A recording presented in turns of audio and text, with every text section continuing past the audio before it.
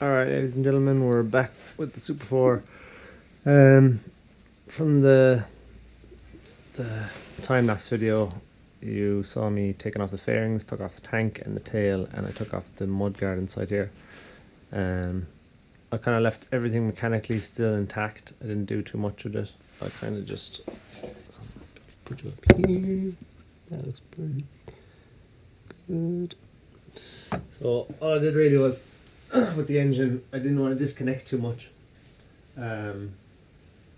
Mechanically, I didn't want to take too much off. So primarily because I don't want to have to fuck with the engine because I know it runs. So if I just leave it the way it is, when I do all the aesthetic work and put it back together, then I can worry about the engine. I will service it. I'll get like spark plugs and oil, and I'll do coolant and stuff like that. But other than that, I'm just going to leave it intact, much as it is. I think the exhaust will come off anyway. I got new gaskets for that. You'll see them in a second. I might take off the radiator because my plan is to respray the frame.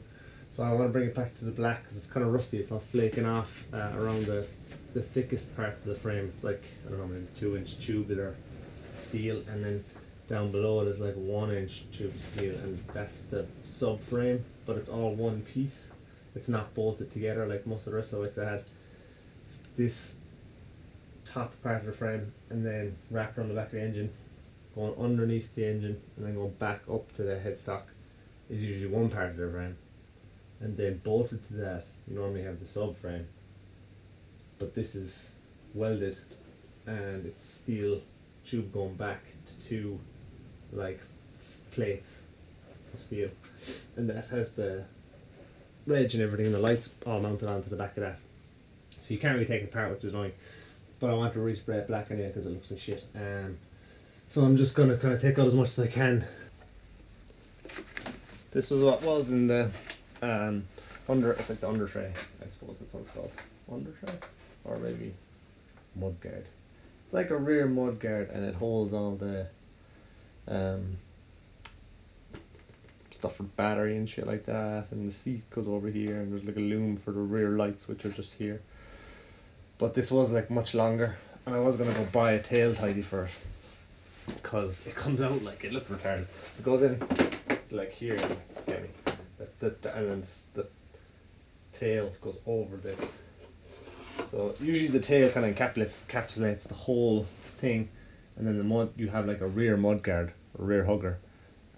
But this doesn't have one, so it's done by this, which is just, this is just the rear hugger.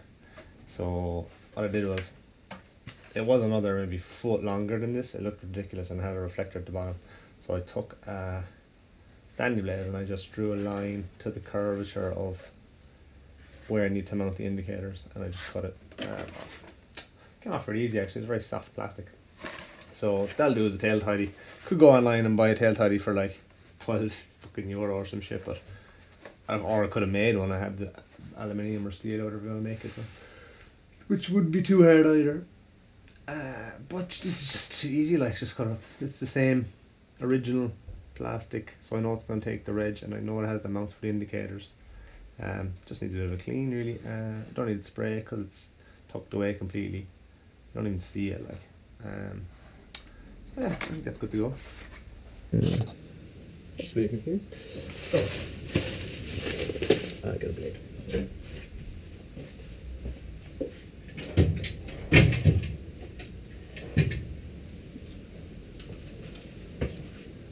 It's like an unboxing.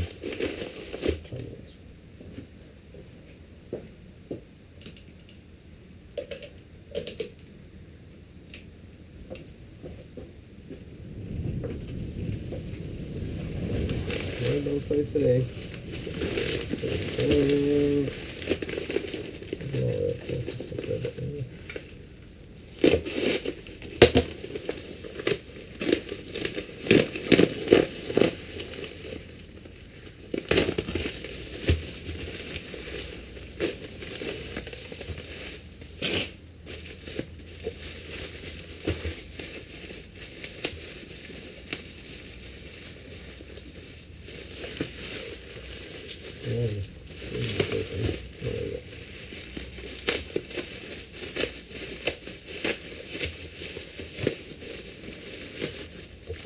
loads of stuff.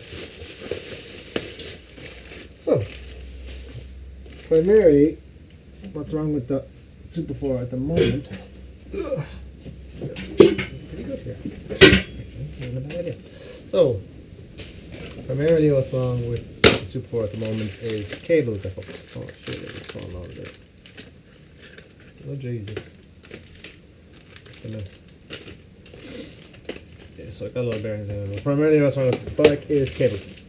So cables are all, not all of them, but 2 of them.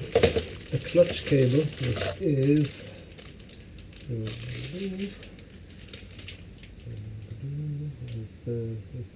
yeah, that's just that side. So I got a set of front wheel bearings, 1 on each side of the front wheel, and 2 seals for the front. And then I got 3 wheel bearings, and these are all they're all the same size, and they're all, what now? Yeah, they're all the same size, and they're all the same part number. So they're all for the rear wheel. They're pretty hefty fucking bearing actually.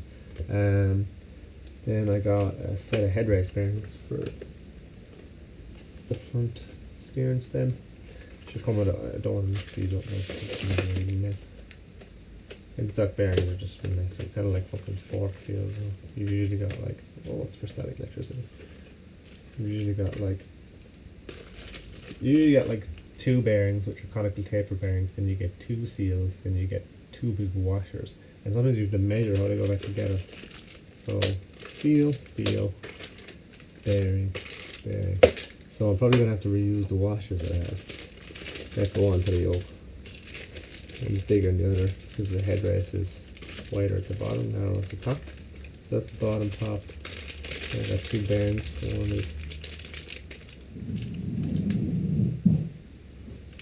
One is small. These are, yeah, they're tapered, and they're self-contained kind of tapered. They don't have the I don't want to open it, but inside here is 2 parts. I'm just looking at it. It's the outer race and the inner race, same as did in the NSR. So it just needs to be pushed down, press down onto the bearing, or not the bearing, not the steering side. That kit doesn't ship too half bad actually. This doesn't have any instructions on measurements or anything, but you can get that from the Haynes manual or from the workshop manual for the bike. That's all of it now, I think. Oh, exhaust gasket. I got 4 exhaust gaskets because I want to take the exhaust off, and I find a lot that when you take the exhaust off, the exhaust gaskets are like mud. They're like pieces of mud, and they just fall apart. So whenever I'm taking the exhaust off, I also find studs on the exhaust. That was a botch because Owen has my drill. So instead of taking apart the handlebars, I'm going to be stripping on the wheel. I have to get the bearings out, and I have to get the discs off on the front wheel, and I have to get the bearings out on the rear one, and there's one in the sprocket as well, and 1 disc on the rear one as well. So I'm going to I have a little tool that I got a couple of years ago for blind bearing pullers. I got it on Wimoto for, I don't know, 60 quid or something. It's not bad. So I'm going to get that, and well, first I'm going to have to get the discs off. So I also noticed on the front wheel that there's 2 different discs on the front of this. I don't know if that's by, I think it might have just been that this is a new one here.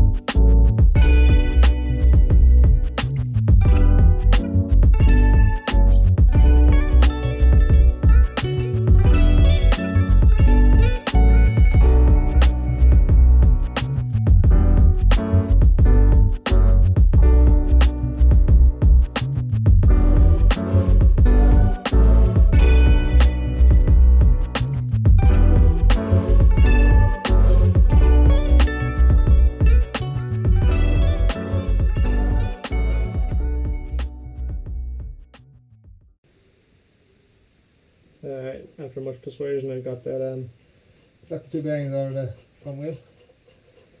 So that's all put away now, so onto the rear wheel. Much the same shite here.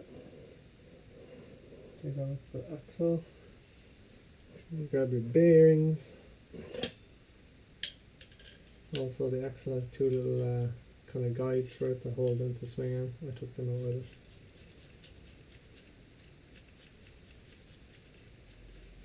And that's your rear axle there, spacers.